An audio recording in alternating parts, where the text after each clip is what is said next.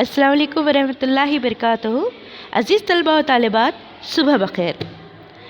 जमात तहूम के तारीख़ी निसाब से इंशाअल्लाह आज हम बदलती ज़िंदगी हिस्सा नंबर 1 जो कि 9वां सबक है, इसके बारे में हम मालूमात हासिल करेंगे। चलिए हम देखते हैं, हमने अब तक जो है 1961 से लेकर 2000 तक के दौर का मुताला किया था।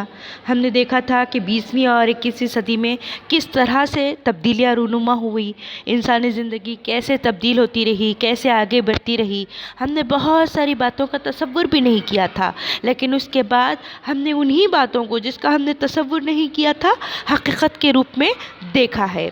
इसके अलावा हमने बहुत सारी ऐसी बातें भी मालूम की जो कि हमारी ज़ात का हिस्सा, हमारे माशरे का हिस्सा हकीकत में है। जैसे कि अहद क़दीम और अहद वस्ता में मज़हब इंसान की अहम शनाख्त होता था, ये तो एक हकीकत है। चाहे ज़माना दौर क़दीम का हो चाहे आज का हो, लेकिन मज़हब इंसान की शनाख्त होता है, ये बात हम मानते हैं। अब मज़हब के एतबार से अगर हम देखें तो हिंदू है, मुस्लिम है, सिख है, ईसाई है, जैन, बौद्ध, पारसी, यहूदी जैसे कई मज़ाहब हमारे सामने आते हैं। और साथ साथ जादीदियत ने एक चैलेंज खड़ा कर दिया है, जिसके लिए हमारे पास यहाँ पर ये मुश्किल हो गया है कि हम किस मज़हब को अच्छा माने या किस मज़हब के बारे में हमारे ख़यालात किस तरह के हैं। अब देखिएगा, एक बात यहाँ बताई जाती है कि डॉक्टर बाबा साहब अम्बेडकर ने रिवायती ख़यालात में बड़ी तब्दीली लाई। वही पुराने ख़यालात कि हमारा मज़हब बेहतरीन है, हमारे मज़हब की ही पैरवी हमको करनी है, लेकिन ये जो ख़यालात थे ये रिवायती ख़यालात थे, ये पुराने ख़यालात थे। डॉक्टर बाबा साहब अम्बेडकर ने इन ख़यालात को बिल्कुल ही बदल कर रख दिया। आगे हम देखते हैं कि डॉक्टर बाबा साहब अम्बेडकर जो कि दस्तूर हैं, दस्तूर के मेमार माने जाते हैं, आइन के मेमार माने जाते हैं। उन्होंने भारतीयों की हैसियत कानून के सामने यकसा और मज़हब, नस्ल, ज़ात, जिन्स या मकाम पैदाइश की बुनियाद पर जो तफरीक था उस सब को ख़त्म करने के लिए कोशिश की, या फिर यूँ भी हम कह सकते हैं कि इस तफरीक को ख़त्म करने के लिए उन्होंने पेशकश की थी, आगे आए थे। या हम ऐसे भी समझ सकते हैं कि जो मकाम के एतबार से, जिन्स के एतबार से, मज़हब, नस्ल, ज़ात वग़ैरह के एतबार से जो बुनियादी तफरीक थी उसकी उन्होंने मुमानियत की। भारत के तमाम शहरियों को तहरीर और इज़हार ख़याल की आज़ादी, पुरअमन तरीक़े पर बग़ैर असलाह के इज्तिमा और मुत्तहिद होने की आज़ादी, भारत की तमाम रियासतों में आज़ादी से घूमने फिरने, क़याम करने, मुस्तक़िल रिहाइश अख्तियार करने, जम्मू और कश्मीर के अलावा ये दो मकामात को छोड़ कर के तमाम इलाक़ों में जाने की पूरी आज़ादी है। कोई भी पेशा अख्तियार किया जा सकता है, तालीम के लिए हम कहीं भी जा सकते हैं, रोज़गार के लिए हम कहीं भी जा सकते हैं। इस तरह से तिजारत के लिए या और भी किसी भी काम से हम कहीं भी जा सकते हैं। सिर्फ ना जा सकते हैं बल्कि हम रह सकते हैं, जैसे खेल के लिए जाना है या फिर ख़ास प्रोग्राम के लिए जाना है, तो ये तमाम के लिए बग़ैर असला के पुरअमन तरीक़े से अगर हम काम करते हैं तो हमें पूरी तरह से आज़ादी है। इसके साथ साथ हमको दिगर और आज़ादियाँ भी मैसर है, जैसे कि हम अपनी ज़बान को फ़रोग़ देने के लिए कोशिश कर सकते हैं। रस्मुल ख़त और तहज़ीब के तहफ़्फ़ुज़ का हक़ हमें हासिल है। दस्तूर की शक़ यानी कि जो तरमीम हुई है उसकी वजह से ज़ात पात के निज़ाम की हदबंदियों का ख़ात्मा हुआ और जो मौरूसी पेशे थे उनको ख़त्म करने में मदद मिली।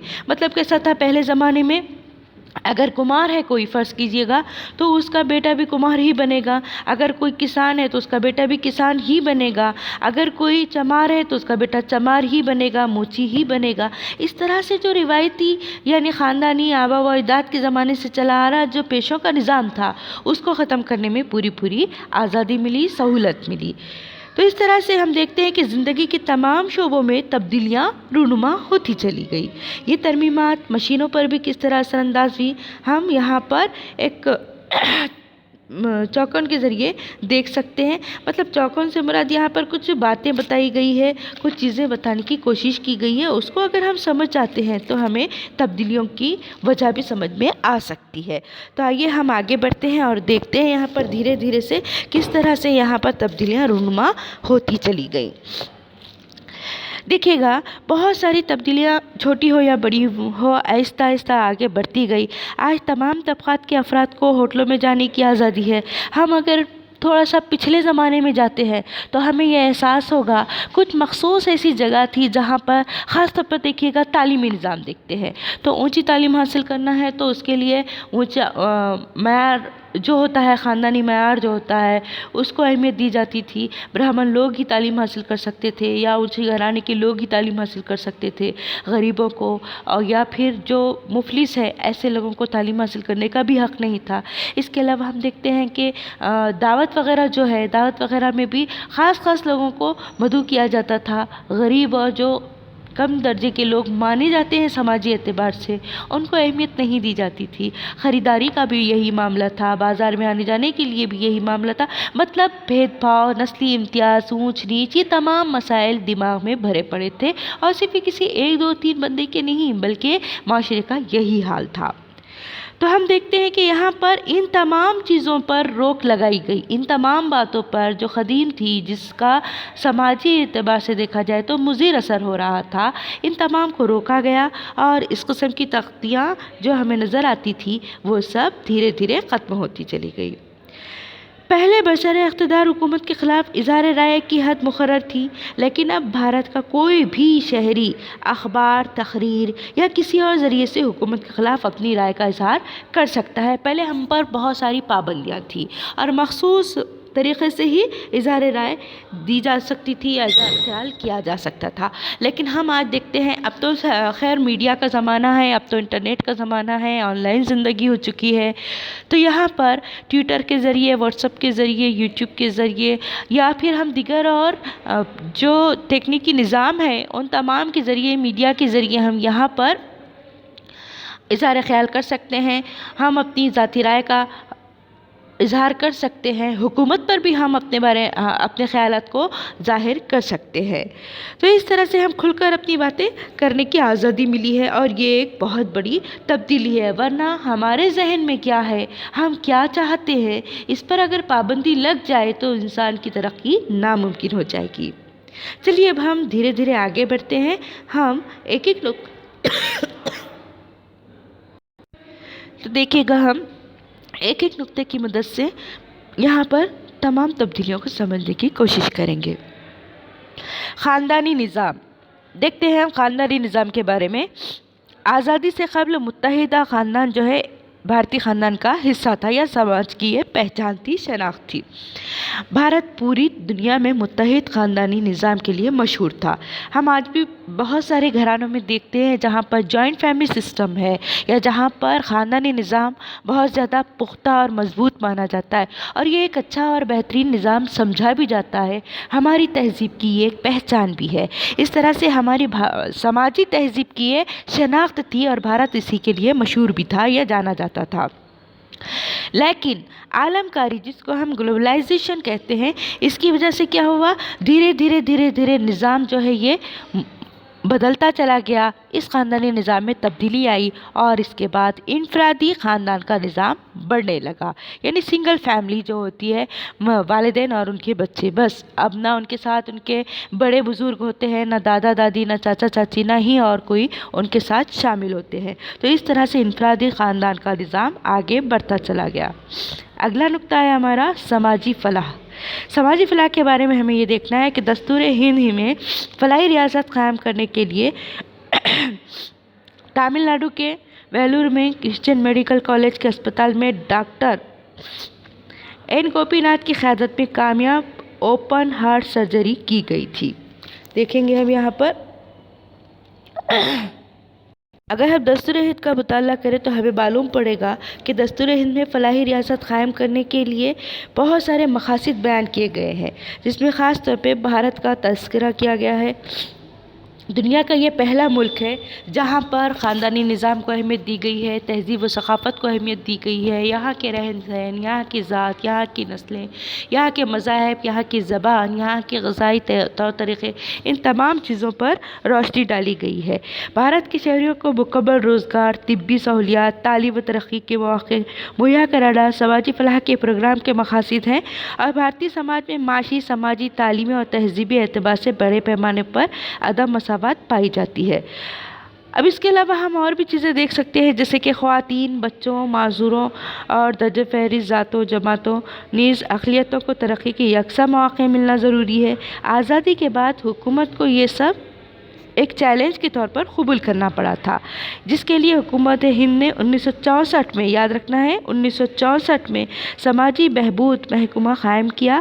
اس وزارت کے زیر انتظام تغذیہ و بچوں کی نشو و نما، سماجی تحفظ، خواتین کی فلاح و بہبود کے پروگرام انجام دیے جانے لگے، اور اس طرح سے یہاں پر انتظام اب ریاستی سطح پر کیا جانے لگا۔ چلیے آگے بڑھتے ہیں، ہم درجہ فہرست ذاتیں اور جماعتوں کے بارے میں دیکھتے ہیں۔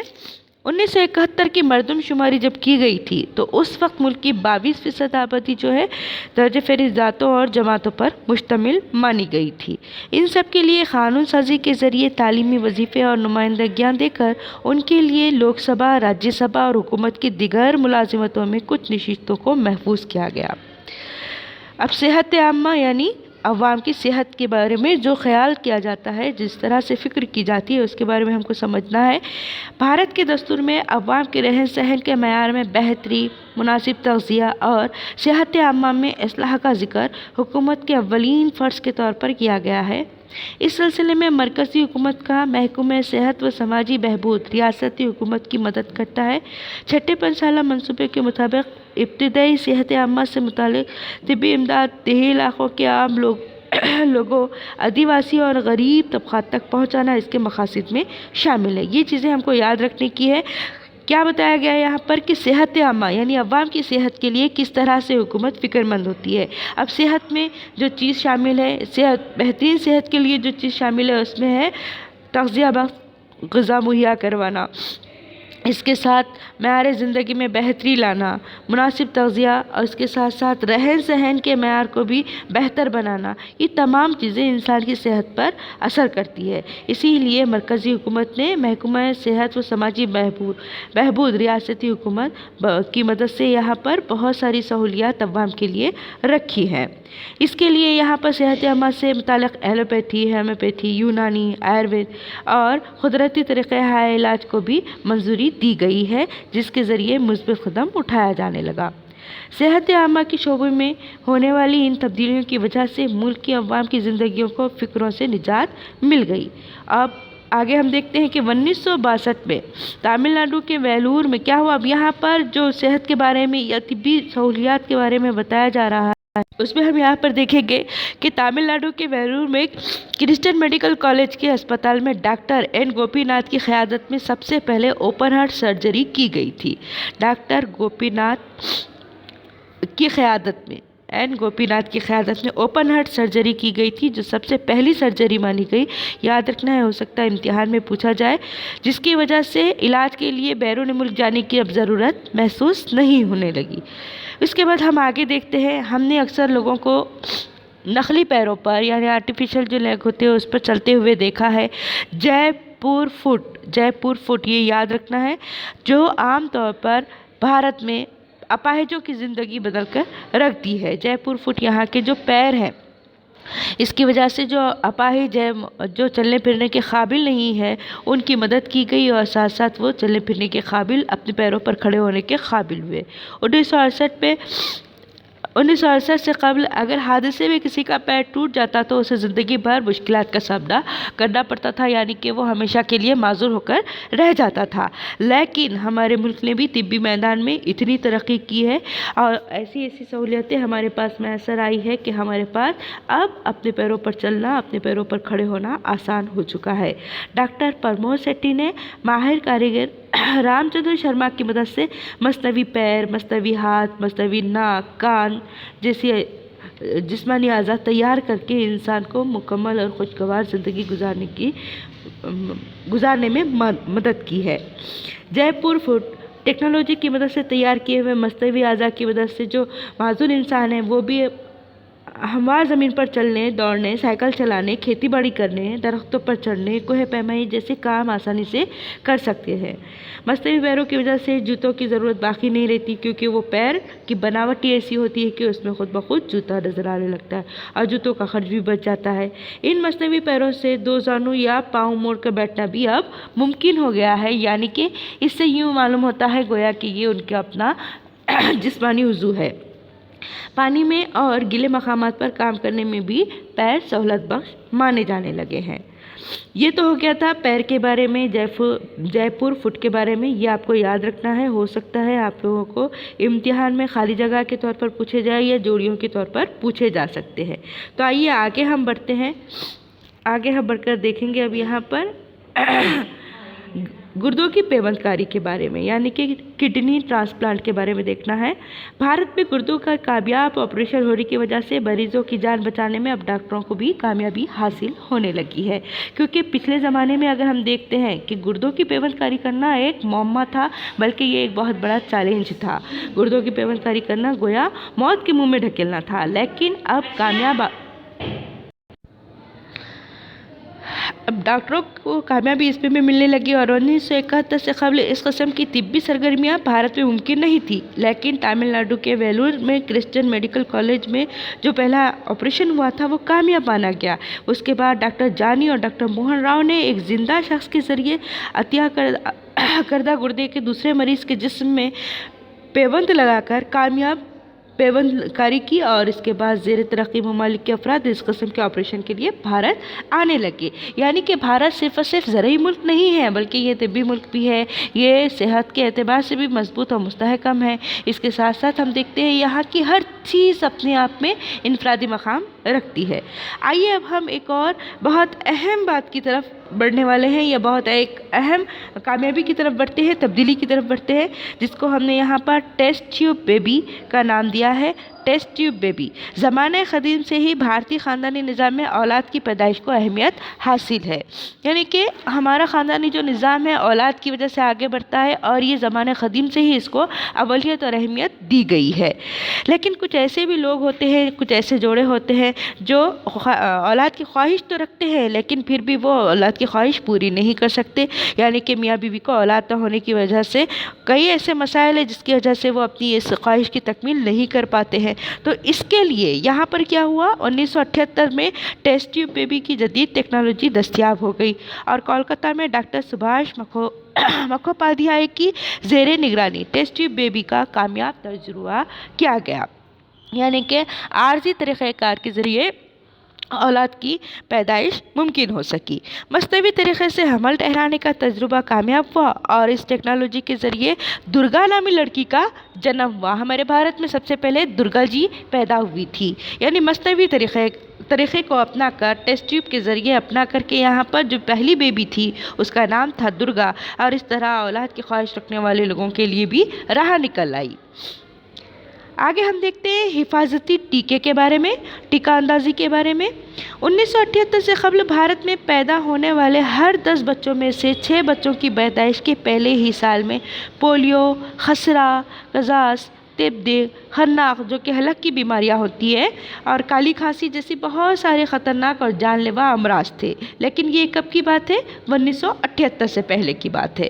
लेकिन धीरे धीरे जैसे साइंस ने तरक्की की, जैसे इल्म के शोबों में भी तरक्की होने लगी, लोग आगाह होने लगे, धीरे धीरे यहाँ पर मुख्तलिफ बीमारियों का इलाज भी आसानी के साथ दस्तयाब होने लगा।